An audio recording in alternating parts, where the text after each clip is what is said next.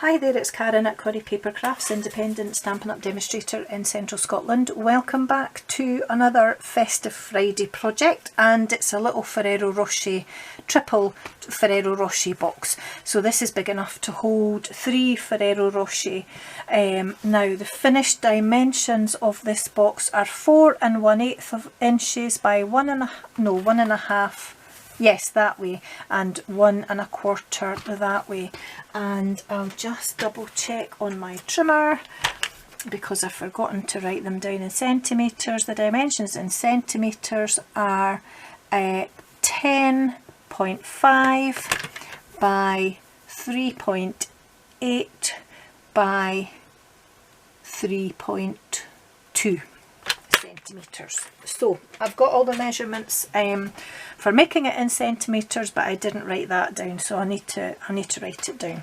So if I take off the ribbon, and I've got a little Happy Christmas here, and take off the lid, and it is a reinforced lid and it has a window sheet inside, not very straight but never mind.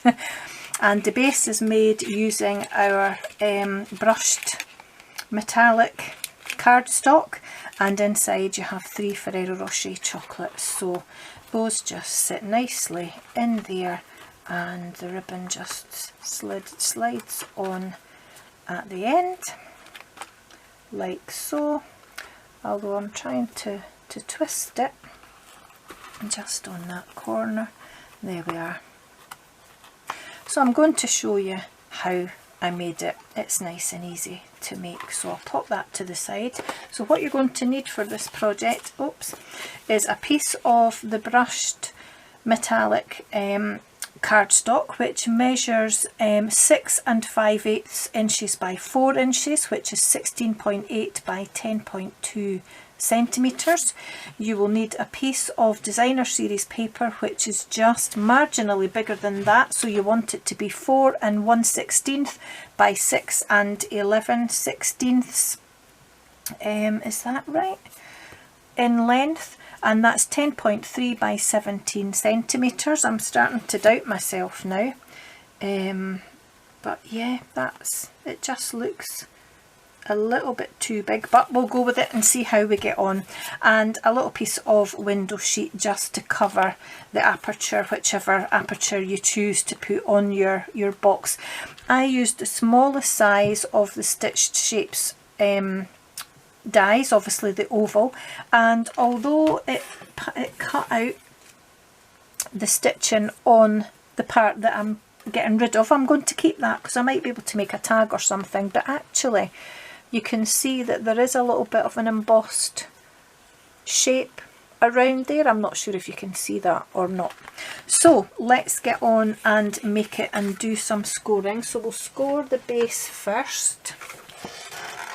So bring in my scoreboard and find my scoring tool. So on the long side, in fact on all sides, sorry, on the base, you're going to score at 1 1/4 inches.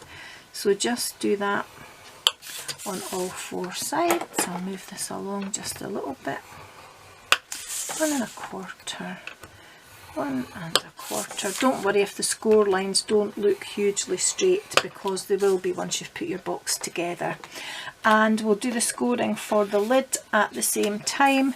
So we're going to score twice on the lid because it's a reinforced lid. So we're going to score at 1/2 inch and 1 1/4 on all 4 sides. And I'll tell you what that is in centimetres just very shortly. There we go, just make sure it's butted right up to the corner, and 1 1/4. So for the base in centimetres, it's 1 1/4 inches on all 4 sides, but in centimetres that is 3.2 centimetres. And for the lid it's 1/2 inch and 1 1/4 on all 4 sides, and that is 1.3 centimetres and 3.2. So that is all our scoring done. So I'm going to get rid of the scoreboard and we'll do the base first. So we're just going to fold and burnish on all those sides. and that will straighten out those score marks. Just be very careful that you don't, I've actually pressed too hard on this, so I've taken some of the colour off, which I shouldn't have done, so just be very careful. I haven't taken any of the colour off on this, but I've just pressed a little bit too hard, but it'll do for the purposes of the video.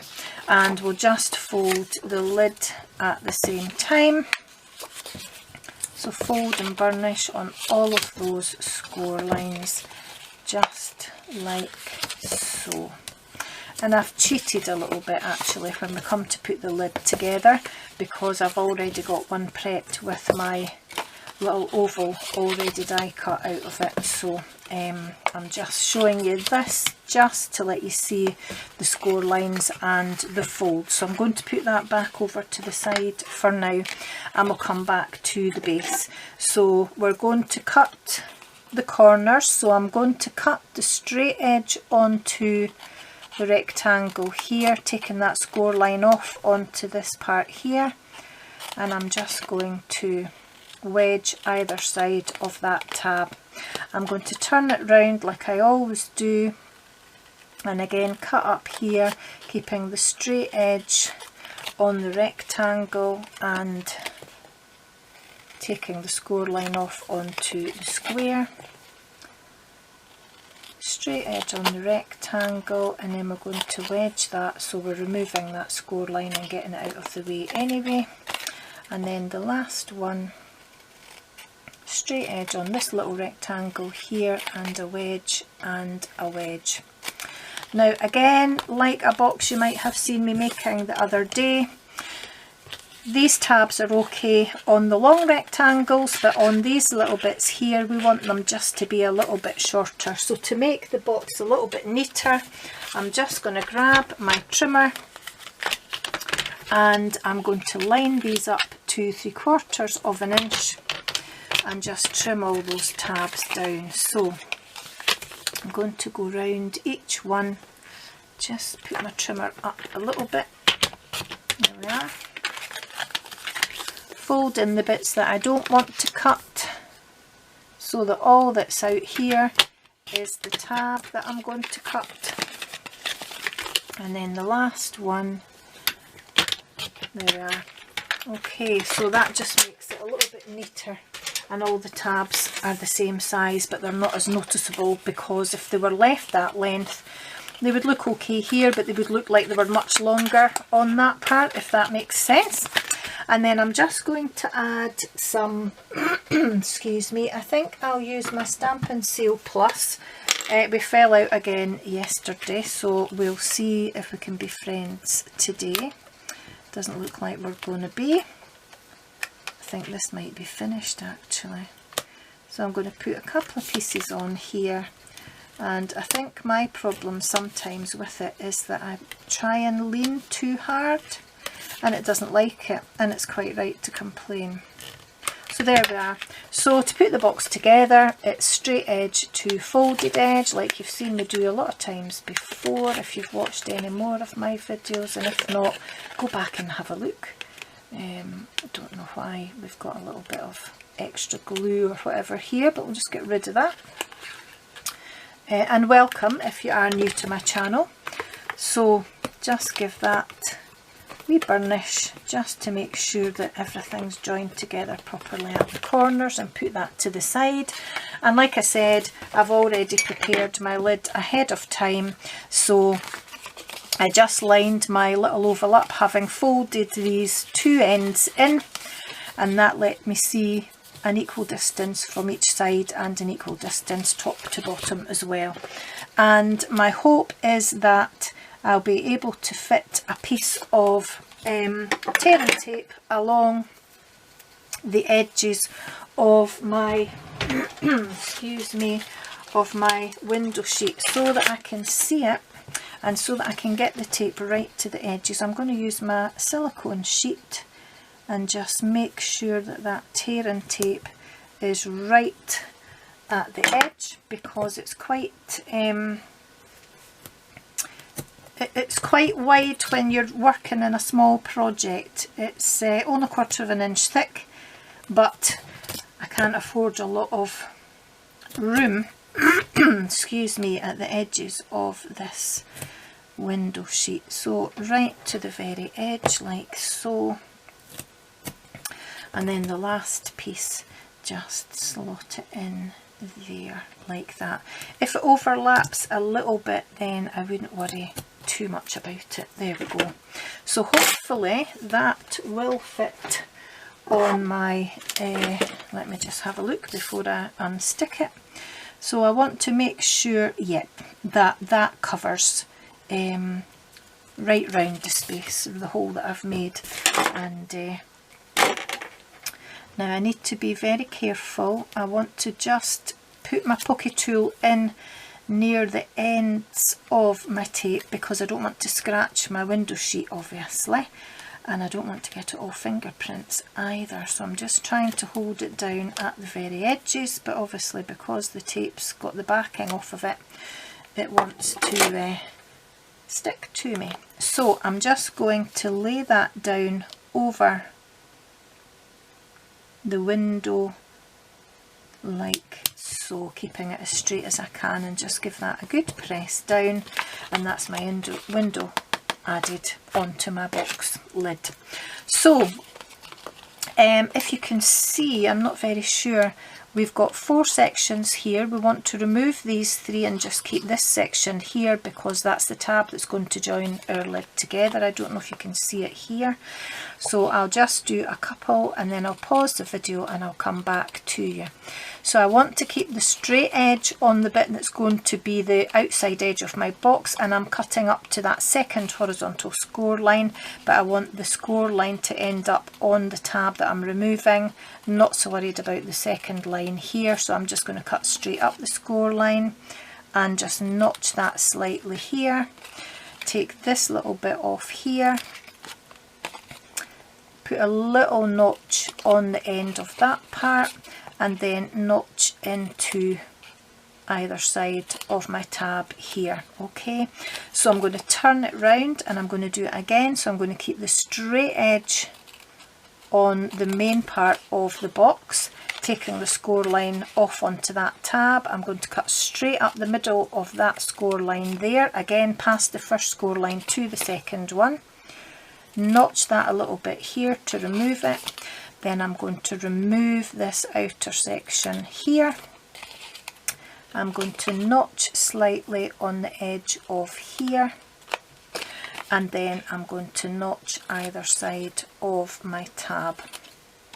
So I'm going to come back to you once I've done the other corners, and I'll pop my tape on and let you see what I've done when I come back. But when you've done your corner cutting, you've removed 1, 2, 3 sections, cut at an angle there, cut at an angle here, and wedged into those tabs. So I'll see you just in a minute or so. And I'm back again. So I've put a wee toty piece of tape on each of these tabs, because they're going to be what holds our box together in the first instance, and then I've turned it over and I've added a piece of tape on the very edges of these parts here, because these are the bits that are going to fold over to reinforce our lid. So we're going to ignore those parts for now, and we're just going to deal with the little pieces for the tabs. So we'll just take all the backings off of there for now, and straight edge to folded edge, as you've seen me do before, just to put the lid together like so. Just be very careful that you don't tear your paper as you go, and I always like to just give that a press with my paper folder, just to make sure that that corner is well stuck together and that I've pressed down right to the edges on the pieces of tape. So all that's left is for us to put our reinforced bits in as well, and as I've said before, I like to keep it flat on my desk to do that, and press from the outside in just like so. So take the backing off and then press down at the edge like that. Next piece is the same, so just press that. Make sure you've got a nice neat fold and just grab the backing off of that last piece. Oops. And press it in from the outside to the inside, and then just give that an extra burnish with my paper folder to make sure that it's stuck down. So all that's left is to add our sweeties, so you can actually fit 3 Ferrero Rocher in, or from the variety pack you could actually put different kinds in. So I think for this box we'll put a couple of different ones in beside the actual Ferrero Rocher, and then just need to, there we are, pop our lid on, and it's a perfect fit, just so. So I'm going to put those to the side. My hubby will probably eat those later. I don't eat chocolate, so well, I do, I eat vegan chocolate. I don't eat I was going to say normal chocolate, but what is normal? And I'm just going to use the Old Olive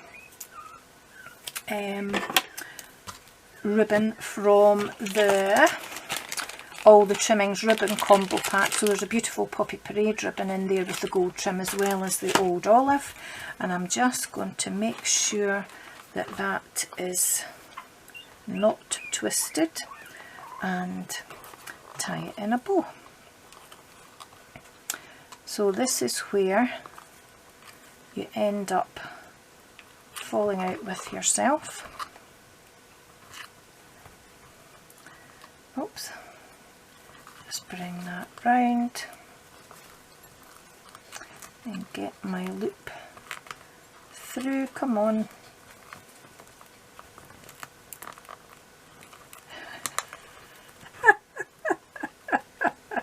I hate bows because they hate me. I absolutely hate tying a bow. I really, really do. Let's try that again, shall we?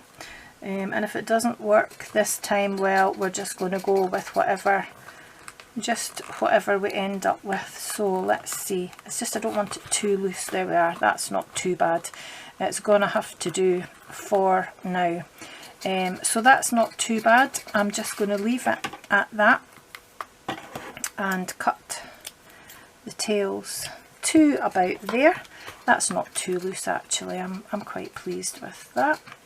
And then we're going to do just a little bit of stamping. So I'm going to grab a tiny piece of very vanilla cardstock, which I can't pick up. Here we are. And I'm using the Warm Hugs photopolymer stamp set, and we're just going to use this lovely little Happy Christmas here. So we'll get that out. There we go. And grab a block. And I've just lost my stamp. What did it do with it? I put it down and it's just disappeared. What's happened to it? Did it go back in there? No. How bizarre. You're probably all shouting and saying that you can see it. What have I done with it? What has it got stuck to? How very strange. How very, very strange. I think I'm going to have to pause the video and try and find it. Here it is. Look, it's gone back into the box. It must have stuck to my finger. I thought I was going mad for a minute there. So I'm just going to line it up, mount it on the block, and I'm going to use Mossy Meadow ink because that's the colour that's in this DSP. Gosh,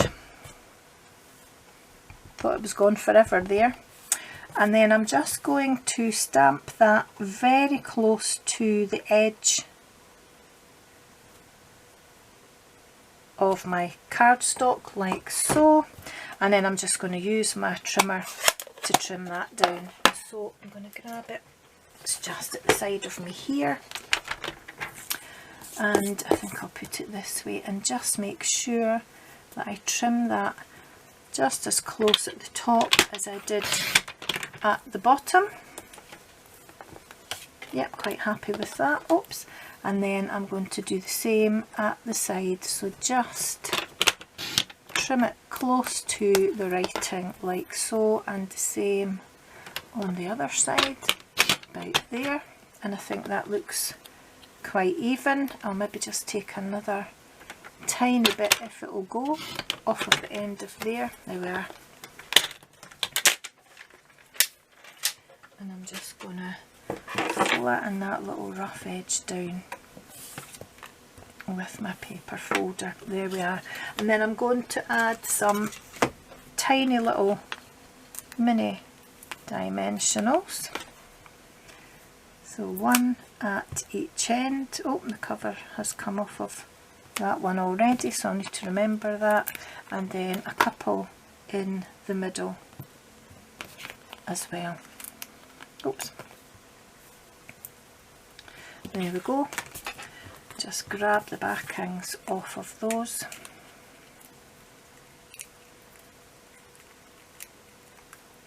And then I'm just going to centre my greeting on the edge of the lid, and I'm just going to make sure that I've got an even gap top and bottom, but I want to line it up with my window here as well. So I'm looking at it at a bit of an angle until I get it where I kind of want it, and I think that'll do. Maybe it could be a little bit straighter though. I think that's better. There we are. And then all I need to do is add just a little bit of bling, so I'm going to add some champagne rhinestones.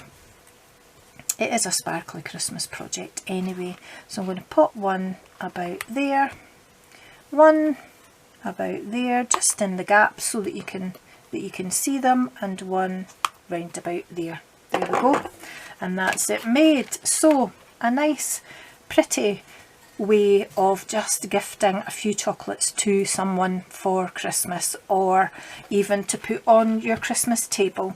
I do have a project coming up with a single Ferrero Rocher box in a different styled box, so watch out for that as well. So did I give you the dimensions of this box? I think I did, didn't I? 4 1/8 by 1 1/2 by 1 1/4, and I did, because I hadn't looked up the centimetres, so I think I did that at the beginning of the video. So thanks for watching, stay safe, take care, and I'll see you again very soon. Bye bye.